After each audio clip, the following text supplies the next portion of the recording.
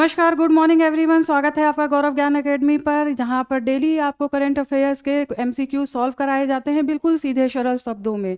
ठीक है, तो स्टार्ट करने से पहले मैं आपसे कहना चाहूँगी कि आप कृपया चैनल को सब्सक्राइब करिए, लाइक और शेयर भी करिए और गौरव ज्ञान एकेडमी को अपना प्यार देते रहिए।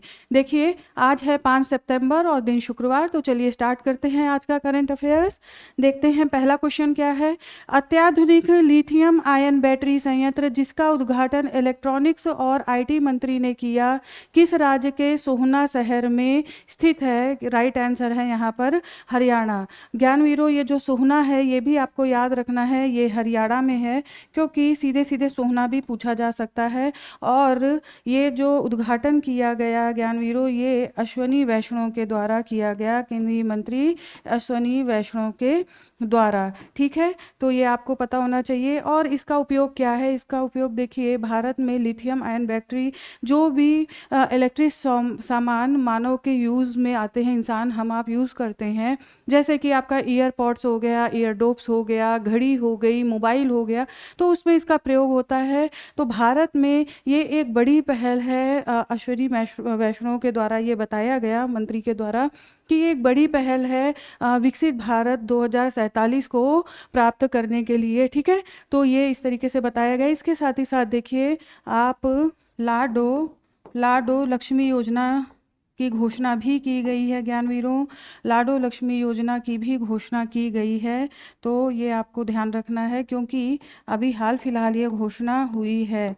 ठीक है, और ये घोषणा कब से ये योजना लागू होगी? तो ये होगी 25 सितंबर 2025 में, जिसमें महिलाओं को 2100 रुपये मासिक वित्तीय सहायता दी जाएगी। ठीक है, वित्तीय सहायता दी जाएगी। तो इतना आपको याद रखना है हरियाणा का एक और फैक्ट। इसके साथ ही साथ देखिए, हरियाणा में ही एक एआई डेवलप प्रोजेक्ट की शुरुआत की जा रही है ज्ञानवीरों। ठीक है, एआई डेवलपमेंट प्रोजेक्ट की शुरुआत की जा रही है, जो कि 2025 से, ठीक है, 2025 से 28 तक इसका सीमा है। और ये किसके सहायता से किया जा रहा है? तो वर्ल्ड बैंक के। ठीक है, वर्ल्ड बैंक के सहायता से किया जा रहा है। इसमें राज्य सरकार का भी सहयोग होगा। तो ये भी हरियाणा के लिए एक इम्पॉर्टेंट न्यूज़ है और आपके एग्जाम के लिए भी, तो आपको इतना ध्यान रखना है। आ जाइए नेक्स्ट क्वेश्चन की तरफ, देखते हैं क्या है। 27वें सरस आजीविका मेले का आयोजन किस मंत्रालय के द्वारा किया जा रहा है ज्ञानवीरों? राइट आंसर है केंद्रीय ग्रामीण विकास मंत्रालय, जो कि ये जो आयोजन है वो नई दिल्ली में हो रहा है, और 5 से 22 सितंबर तक। ठीक है, 5 से 22 सितंबर तक, तो आपको ये भी ध्यान रखना है। आ जाइए नेक्स्ट क्वेश्चन देखते हैं। हाल ही में किस राज्य सरकार ने श्रम कानून सुधारों के तहत लंबे कार्य घंटों को मंजूरी दी है? तो यहाँ पर देखिए, राइट आंसर है महाराष्ट्र।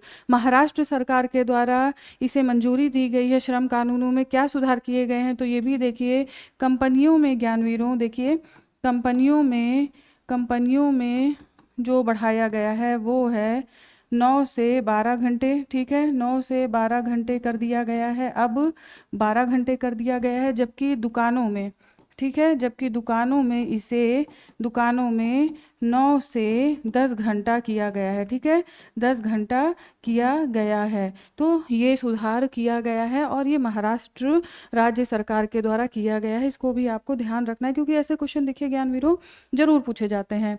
आ जाइए नेक्स्ट क्वेश्चन देखते हैं। हाल ही में किस आईआईटी ने भारतीय भाषाओं और विरासत को संरक्षित करने के लिए एआई आधारित उपकरण विकसित किया है? तो राइट आंसर है आईआईटी जोधपुर। ठीक है, और ये जो विकास किया गया है ये भाषणी परियोजना के तहत ज्ञानवीरों किया गया है। ठीक है, भाषणी परियोजना के तहत। आ जाइए आगे बढ़ते हैं, नेक्स्ट क्वेश्चन देखते हैं।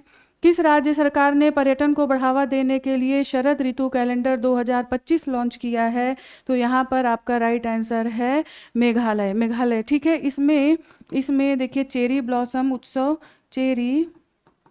ब्लॉसम उत्सव का भी उल्लेख है।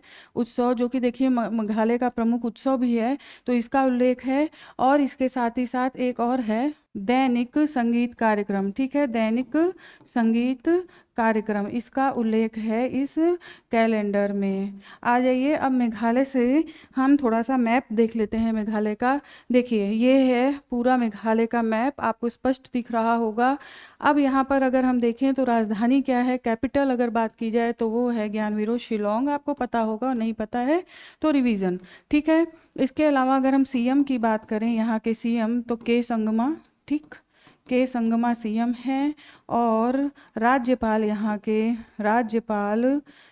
के हैं सी एच विजय शंकर, ठीक है, CH विजय शंकर राज्यपाल हैं। अगर अब हम सीमा की बात करें, किस राज्य और किस अंतर्राष्ट्रीय देश से सीमा लग रही है अंतर्राष्ट्रीय रूप से, तो देखिए ये है असम, मेघालय की सीमा एक तो आसाम से और दूसरा देखिए बांग्लादेश से इसकी सीमा लग रही है। तो आपको ये ध्यान रखना है, असम और बांग्लादेश एक राज्य और एक देश के साथ सीमा लग रही है, याद रखिए।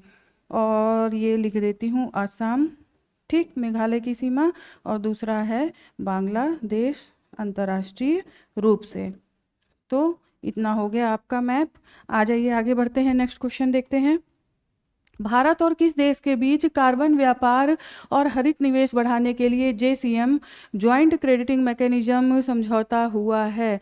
ज्ञानवीरों देखिए, यहाँ पर राइट आंसर है जापान, ठीक है, यहाँ पर राइट आंसर जापान है। कार्बन क्रेडिट को लेकर के, कार्बन व्यापार को लेकर के कहीं ना कहीं ये सतत विकास के पथ पर एक रास्ता एक निकल रहा है आगे बढ़ने के लिए। तो बहुत अच्छी चीज़ें हैं कार्बन व्यापार और हरित निवेश बढ़ाने के लिए।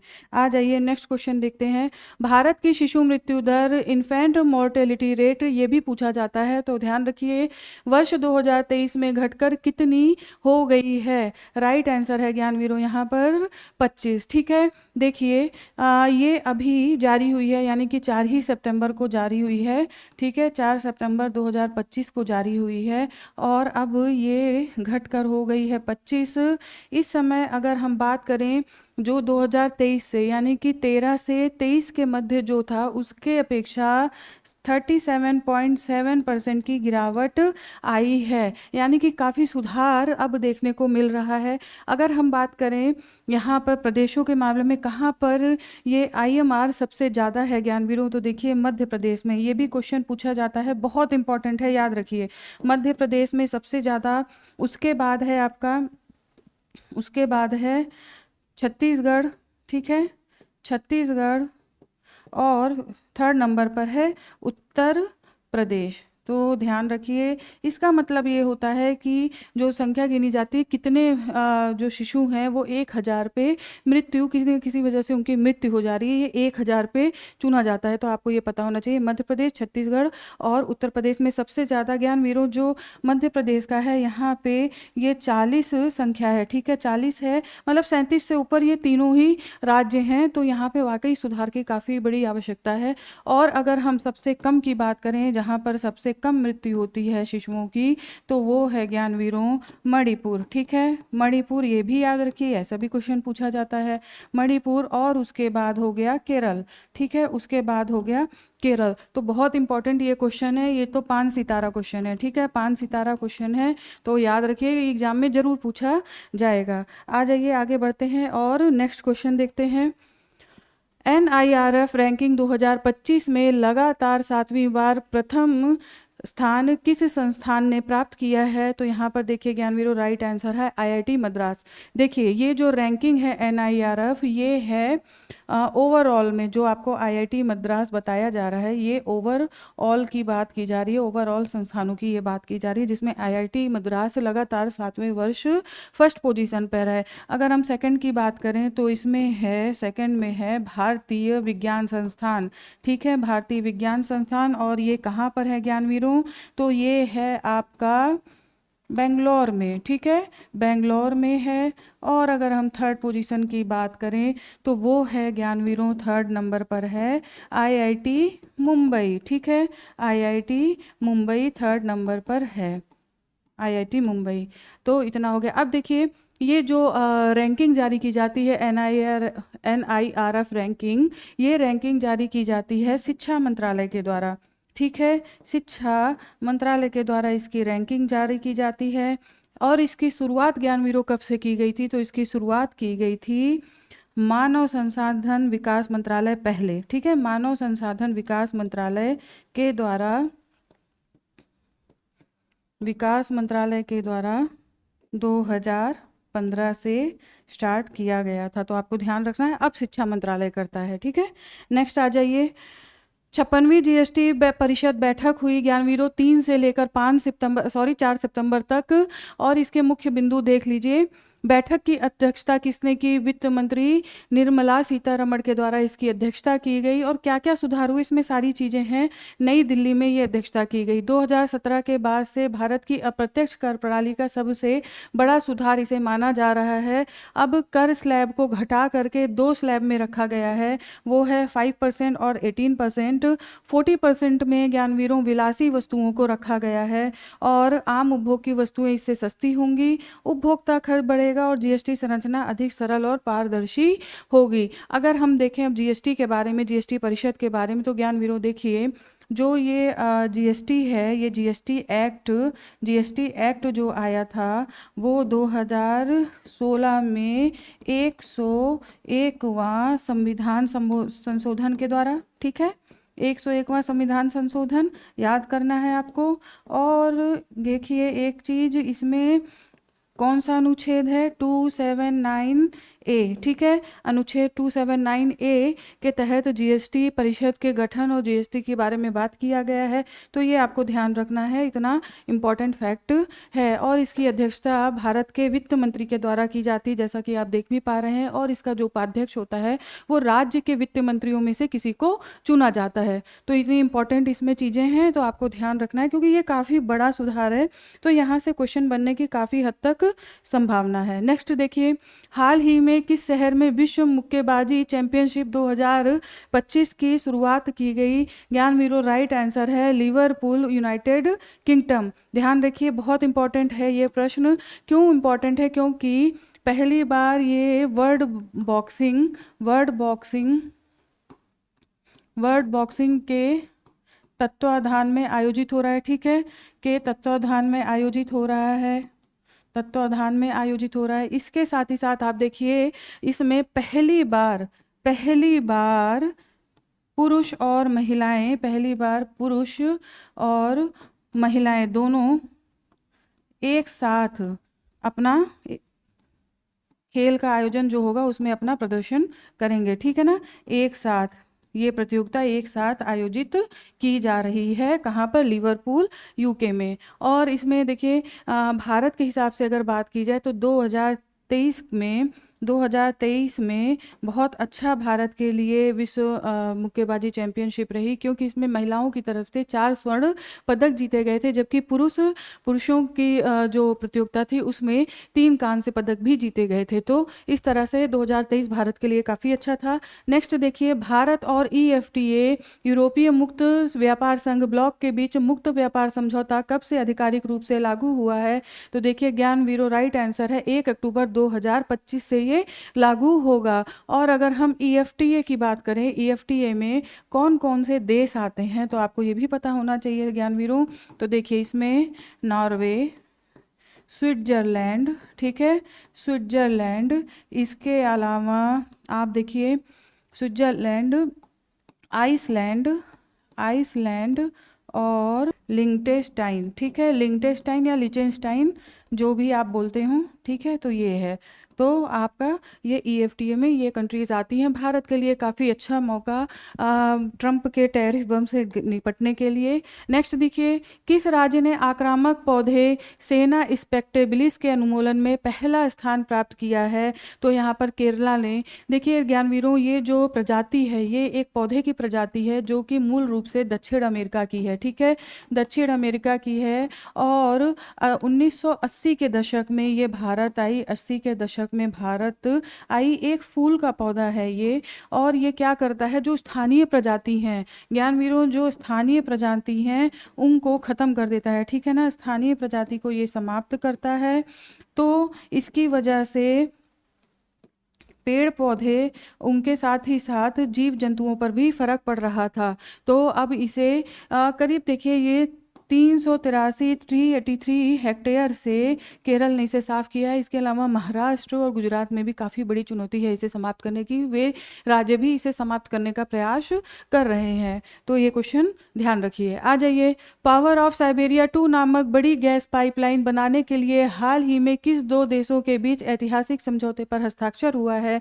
ज्ञानवीरों, राइट आंसर है रसिया और चाइना। देखिए, ये जो सबसे बड़ी गैस पाइपलाइन की बात की जा रही है, ये यूरोपीय देशों में इससे तेल का मतलब तेल पहुंचाया जाएगा। इसके साथ ही साथ देखिए ये क्यों ऐसा हो रहा है, क्योंकि रसिया और यूक्रेन के युद्ध के बाद से ये चीज़ें प्रभावित हो गई थी और अब इसके लिए समझौता हुआ है। याद रखिए, काफ़ी इंपॉर्टेंट क्वेश्चन है। नाम पावर ऑफ साइबेरिया 2। नेक्स्ट देखिए, हाल ही में बेंगलुरु स्थित रमन रिसर्च इंस्टीट्यूट के वैज्ञानिकों द्वारा विकसित उस अनोखे अंतरिक्ष उपकरण का नाम क्या है जो कॉस्मिक डॉन का पता लगाएगा? ठीक है, तो यहाँ पर ये है प्रातुष। ठीक है, प्रातुष एक मोबाइल के एक आई कार्ड की तरह जितना बड़ा ये कंप्यूटर है प्रातुष, इतना बड़ा सा। ठीक है, आई कार्ड कितना, और ये क्या करेगा, जो हाइड्रोजन की किरणें हैं उनको रीड कर लेगा। ठीक है, हाइड्रोजन किरणों को ये रीड करेगा, जो कि 21 सेंटीमीटर की, यानी कि बहुत छोटी होंगी, उन्हें ये रीड करेगा। और देखिए कॉस्मिक डॉन क्या होता है ज्ञानवीरों, तो कॉस्मिक डॉन होता है ब्रह्मांड की उत्पत्ति के साथ ही जो पहली सुबह यानी कि चांद तारे की जो उत्पत्ति हुई। ठीक है, चांद तारे की जो उत्पत्ति हुई, तारे और चांद की जो उत्पत्ति हुई उसका अध्ययन, क्योंकि ये अभी तक अध्ययन हो नहीं पाया है क्योंकि बहुत थोड़ा सा समय है, तो इसके बारे में अब प्रातुष बनाया गया है। किसने बनाया है ये भी आपको ध्यान रखना है, तो रमन रिसर्च इंस्टीट्यूट ने, बेंगलुरु स्थित रमन रिसर्च इंस्टीट्यूट। आ जाइए आगे बढ़ते हैं, नेक्स्ट क्वेश्चन देखते हैं। हाल ही में भारतीय मूल के किस व्यक्ति को ओपन एआई में पहला मुख्य प्रौद्योगिकी अधिकारी CTO नियुक्त किया गया है? राइट आंसर है विजय प्राजी। नेक्स्ट क्वेश्चन देखिए, हाल ही में किस राज्य की पहल ट्री गणेश को एशिया बुक ऑफ रिकॉर्ड में दर्ज किया गया है? तो देखिए यहाँ पर राइट आंसर है आपका गुजरात। ठीक है, गुजरात में ये एशिया बुक ऑफ रिकॉर्ड्स मिला है क्योंकि यहाँ पर पर्यावरण को ध्यान में रखते हुए गणेश जी के पंडाल को स्थापित किया जाता है, जिसकी वजह से ये उपलब्धि गुजरात को प्राप्त हुई है। आ जाइए आगे देखते हैं अन्य महत्वपूर्ण तथ्य। टाटा इलेक्ट्रॉनिक्स और मर्क ने भारत के सेमीकंडक्टर इकोसिस्टम को बढ़ावा देने के लिए साझेदारी की है। इसका क्या उद्देश्य होगा? देखिए, उच्च शुद्धता वाली सामग्री AI उपकरण है। ठीक है, ये AI उपकरण और सुरक्षा मानकों की आपूर्ति करेगा मर्क के द्वारा, और इसके माध्यम से ज्ञानवीरों जो सेमीकंडक्टर का उत्पादन है उसमें एक मजबूती प्राप्त होगी। आ जाइए, अब यहाँ पर आपके करंट अफेयर आज कंप्लीट होते हैं ज्ञानवीरों। कल फिर उपस्थित होती हूँ कुछ नए अपडेट्स के साथ। तब तक स्वस्थ रहिए, मस्त रहिए, पढ़ते रहिए। धन्यवाद।